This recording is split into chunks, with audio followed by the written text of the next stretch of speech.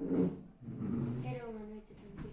A miña nai e a miña avoa marcharon ao medio. Eu encontrábame só. E todo estaba escuro e en silencio. Eu estaba vendo unha película de terror, en concreto unha de zombies. E nisto escoitei un gran ruido. Abrín a porta e non podía creer o que estaba vendo. Eran zombies reais, dirixíanse hacia min lentamente. Por sorte atopei no caixón do moble da televisión un arma, pero estaba sen balas. Fun á cociña e collín un coitelo, o máis grande que atopei. Asomeime á fiestra, subín a persiana e era un apocalipsis zombi. Nese momento sentín tanto medo que me desmayei. Cando despertei, estaba na miña cama. Nese momento tiña tanto medo.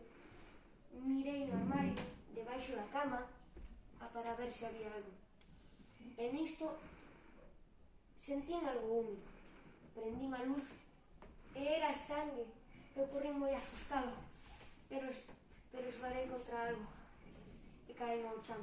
Quedei inconsciente un par de horas. Cando despertei, vin un gran charco negro. Era sangue miña. Nese momento sentín algo atravesarme. Era un coitelo. Eu pechei os ollos e caí no chan, morto.